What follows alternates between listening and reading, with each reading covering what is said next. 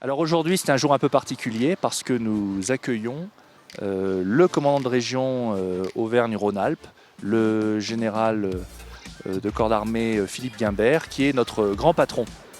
Donc c'est tout simplement le chef de tous les gendarmes de la région Auvergne-Rhône-Alpes, c'est-à-dire près de 10 000 hommes et femmes, gendarmes départementaux et gendarmes mobiles. Donc c'est pas n'importe qui.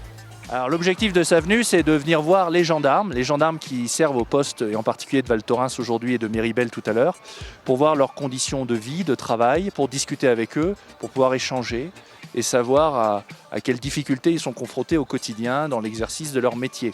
C'est une visite sur le terrain qui lui permet de prendre la température et puis d'être au contact de ces hommes et de ces femmes.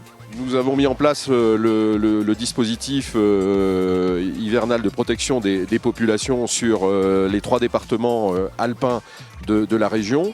Et traditionnellement, bien évidemment, je vais à la rencontre de mes gendarmes, des militaires de la gendarmerie qui sont déployés dans les stations.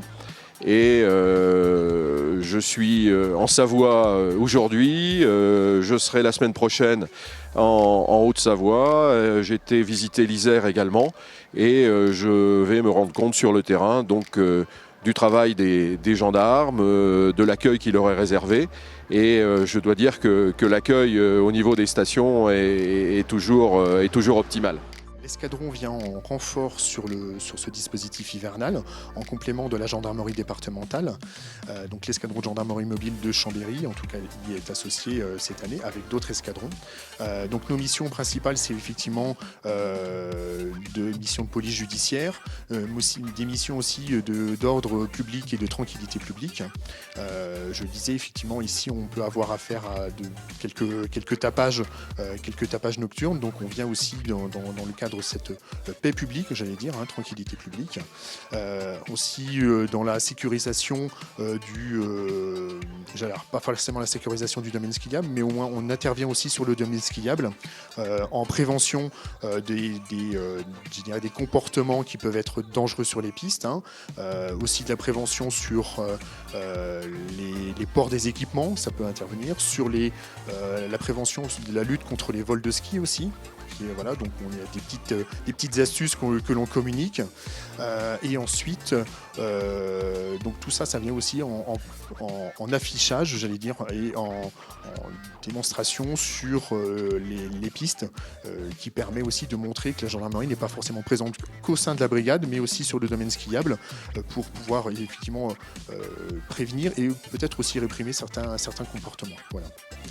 C'est un dispositif qu'on essaye de déployer au fil des saisons parce qu'on en constate l'efficacité au fil des ans.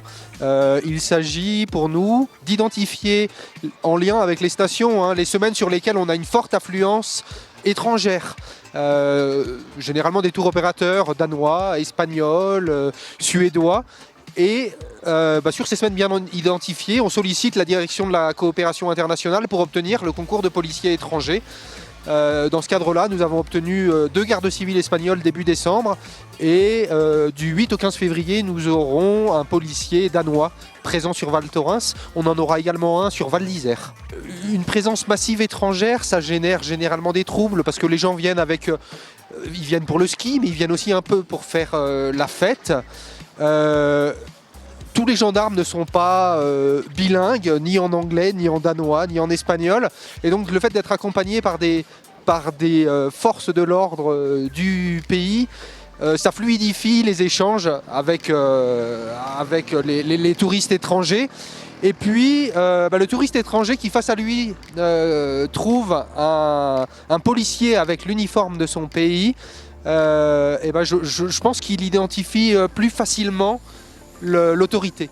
La montagne doit rester un espace de liberté, mais qu'elle suppose des règles. Ces règles, c'est que la nature est toujours plus forte que nous. Et donc on doit se conformer à ces règles de sécurité et ne pas s'engager, comme en ce moment, sur les domaines hors piste, sans avoir pris un minimum de précautions. Et je dis, en ce moment, la situation est extrêmement délicate. Malheureusement, hier, nous avons à déplorer la mort de 2 personnes emportées par des avalanches. Les services de secours, les services des pistes ont été extrêmement mobilisés.